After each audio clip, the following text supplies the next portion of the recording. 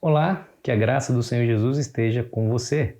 Estamos prontos mais uma vez para começarmos o dia estudando a palavra do Senhor e olha aqui, sendo guiados pela lição da Escola Sabatina. Se ainda não é inscrito ou inscrita no nosso canal, não se esqueça de se juntar à nossa grande família de Lição Fácil. A sua inscrição é muito importante porque nos fortalece. Se ao final você gostou, não se esqueça de deixar o seu gostei e se não apreciou, também deixe o seu não gostei.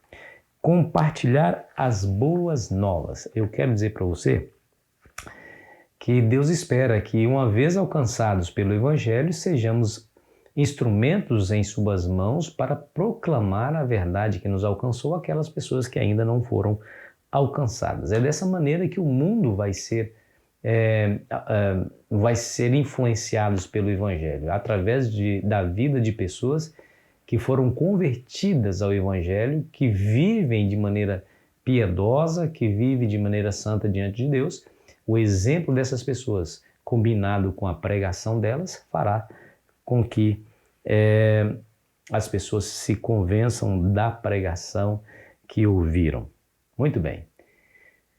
Jesus morreu, foi sepultado, não tinha como negar. Ele estava na sepultura.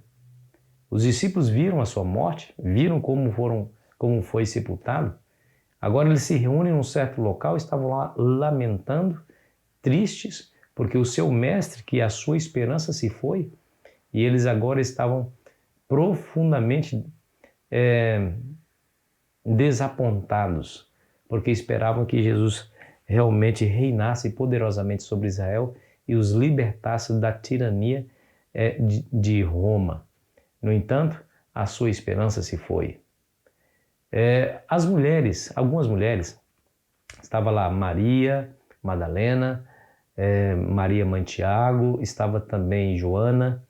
Essas mulheres, por amor a Cristo, para lhe dar um sepultamento digno, depois de ter passado o sábado, elas levaram especiarias para embalsamar o corpo de Cristo. Quando elas chegaram ali, esperando ver o túmulo selado, o encontraram aberto e nele ninguém. Somente ali os panos de linho dobrados na cabeceira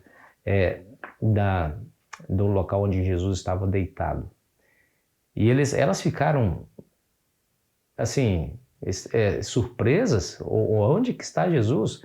Quando de repente, diz a Bíblia em Lucas capítulo 24, dois homens apareceram para ela, dois varões com vestes resplandecentes.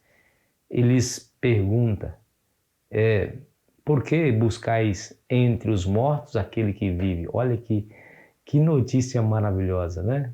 Que notícia, por que vocês estão buscando entre os mortos aquele que vive? Ele está vivo, ele não está morto.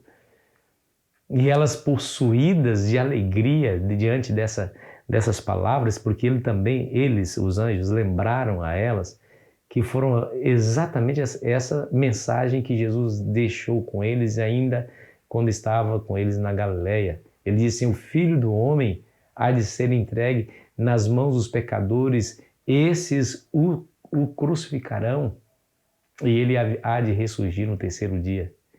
Diz a Bíblia que elas, possuídas dessa alegria, dessas boas novas, dessa grande novidade, sem poder conter essa alegria, o que elas fizeram? Verso 9 do capítulo 24.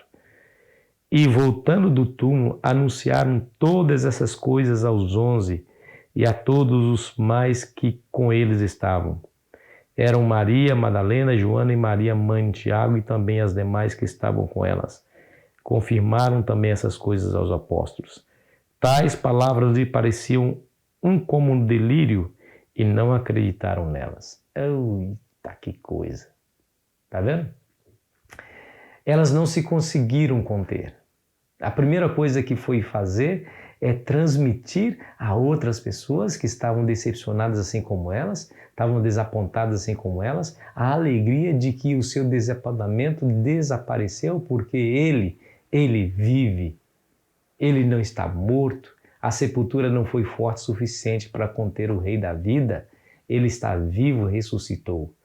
A primeira coisa que elas fizeram depois de terem uma experiência maravilhosa com Deus foi transmitir a mensagem a outras pessoas. É bem verdade que os discípulos pensaram que elas estavam delirando e não acreditaram nelas. Tem pessoas que têm essa dificuldade, né?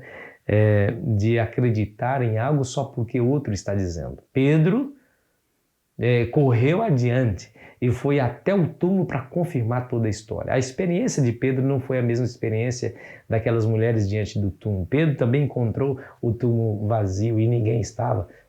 Não encontrou, claro, os anjos ali para lhe dar a explicação. Ele precisaria acreditar exatamente na história que aquelas mulheres contaram. Mas o fato é que eles, antes disso, né, não acreditaram nelas. Mas isso não importou muito, né? Porque logo após Jesus apareceu para eles confirmando toda a história de que realmente ele está vivo. Deixa eu dizer uma coisa para você. Se você tiver uma experiência pessoal com Jesus, ele espera que essa experiência seja forte o suficiente para lhe motivar a falar para os outros o que você viveu com ele. Eu quero dizer para você que essa é a pregação mais eficaz e mais poderosa que existe. Em outras palavras, se você não tinha esperança sem Cristo e agora tem, fale às pessoas da esperança que você ganhou ao acreditar em Cristo. Se você não era tão feliz como é hoje, diga para as pessoas como você é mais feliz agora conhecendo a Cristo e vivendo perto dele. É isso que as pessoas querem saber. O que as pessoas precisam encontrar ou esperam encontrar em nós é o resultado do Evangelho. Funcionou para você? Elas certamente pensarão, vai funcionar para mim também. Querido amigo, querida amiga, Deus espera que nós façamos assim. Precisamos ter uma experiência pessoal com Cristo para transmitir a outras pessoas, porque nós não damos aquilo que nós não possuímos, não temos. Pastor, eu não tive nenhuma experiência. Ei, queridos, talvez ao ir falar de Jesus pelo conhecimento que você tem, teórico, é verdade, porque você não teve nenhuma experiência pessoal.